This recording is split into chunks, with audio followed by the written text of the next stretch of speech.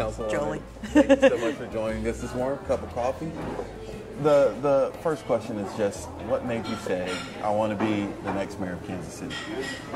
You know, Stephen, it was really a kind of a process for me. I've spent the last 16 years as director of pro bono legal services for my law firm, representing folks all over the city, primarily kids and families in the foster care system and kids in the juvenile justice system. And that led me to run for state senate 13 years ago and spent 8 years in Jefferson City really working on issues that impact the communities that I was representing as a lawyer. And when I was done with that, I wanted to come back to Kansas City and make sure that all of those policies we were working on the state level were being implemented here in Kansas City.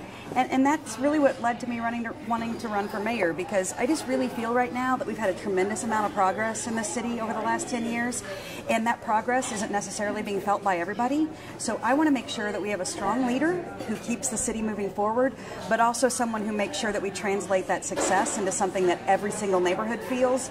And I have the experience and have been getting things done for 13 years, and I'm ready to do it. Another item that it will be on the ballot near your name is the pre-K vote that Mayor James is pushing. We've asked every candidate this. Will you vote for it? And if so, or if not, what is your reasoning? I'm voting for it, and here's why.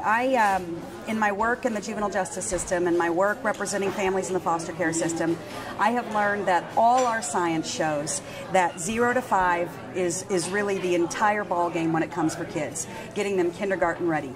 Outcomes for kids that have quality pre-K, they are 40% more likely to graduate from school. They are more likely to not become homeless, less likely to enter the Department of Corrections. And so pre-K is absolutely mandatory, and I fought like heck in Jefferson City, filing bill after bill to have universal pre-K, and the state of Missouri is not going to pay for it. So in the absence of a state or federal option, I'm looking local, and this plan is not loved by everybody. That is very clear.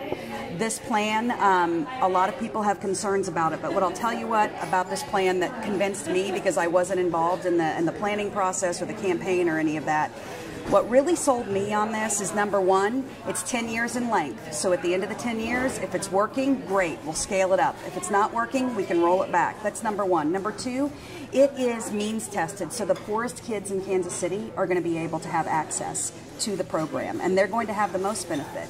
And the money is going to allow them to go to public schools that are quality. It's going to allow them to go to private schools like Operation Breakthrough and St. Mark's that are privately operated. This plan is going to put in the hands of parents the ability to get quality pre-K for their kids. They'll be ready to succeed.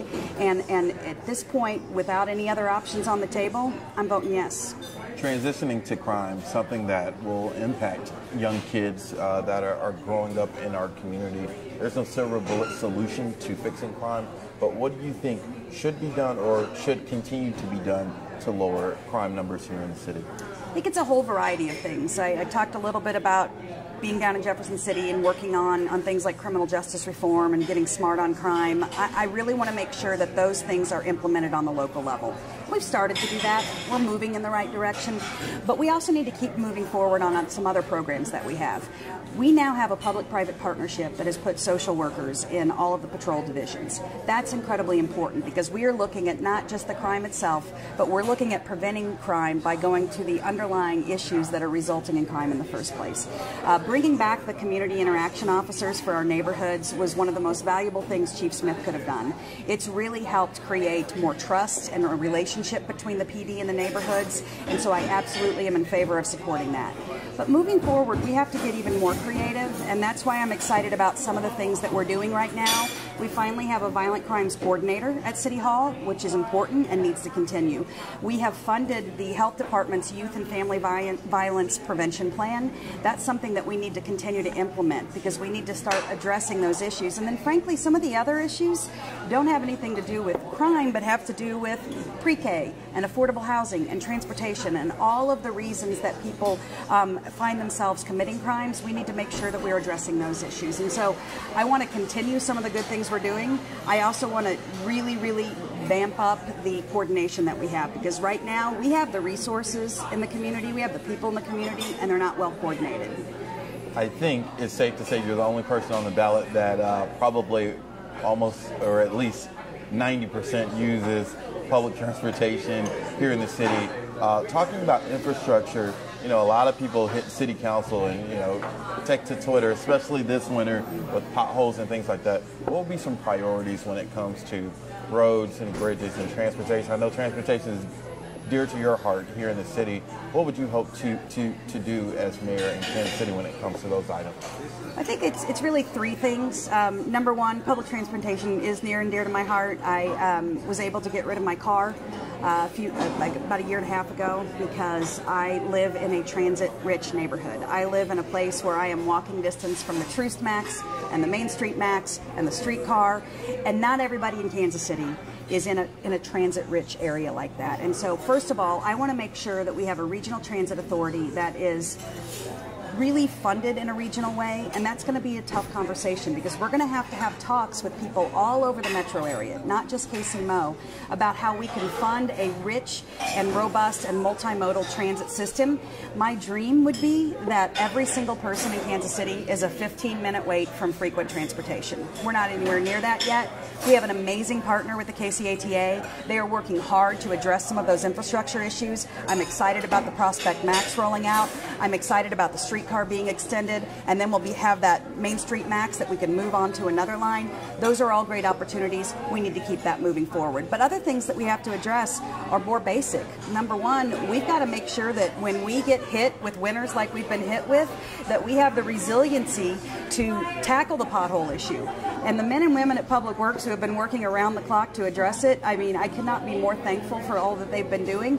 But moving forward, we need to make sure that we're putting resources so that we don't have the problems pop up. And so one of the things I'd like to do is continue coordinating not only our resources and our funding, and I'm excited that the budget this year substantially increases funding for the roads and the potholes in particular, but I want to use more of our smart city initiatives to make sure that we're identifying things sooner and that we're coordinating better with the public-private partnerships that we have. And then finally, I want to make sure that we have a multimodal city. So that means if you get around by walking, if you get around by biking, scooters, I want you to be able to have the safe and smooth ride and walk that everybody else has. And so one of the things I'm doing right now, we're actually walking across Kansas City. We started 163rd and Prospect. We're walking all the way up to 148th and Interurban Road. It's north of the airport. And every step of the way, we're cataloging things. And I want to get tools into neighborhoods' hands so that neighborhood leaders can start doing the same thing. Probably lastly, the topic that a lot of people in the city, some have been critical of is the conversation of when and when not to use incentives. Where do you stand on using incentives, using you know, money from the city to either help spur development in areas that are barren, or do you think the city is giving out too many incentives?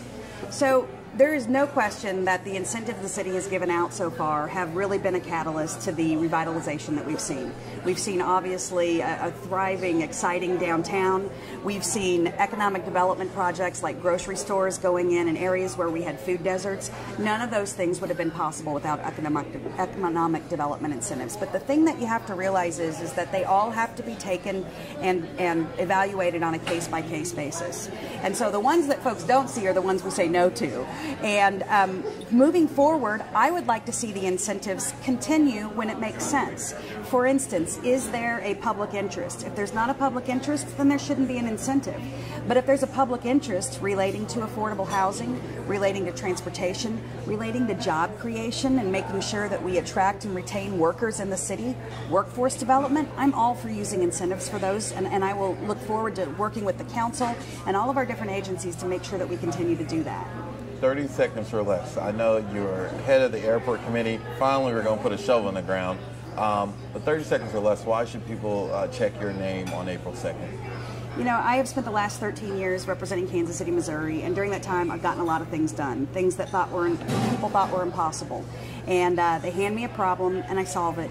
And I tell you what, that includes the Kansas City International Airport. We're getting a shovel in the ground. We're starting to build that airport, and it's really going to help this city keep moving forward and address all of the other issues. And so I would ask for people to vote for me on April 2nd because I've spent the last 13 years getting things done for Kansas City, and I'm excited to work with the people of Kansas City to keep the city moving forward. Councilwoman, thanks for joining us and having a little cup of coffee. You didn't even take a sip yet. I'll let you take a sip. Thank you.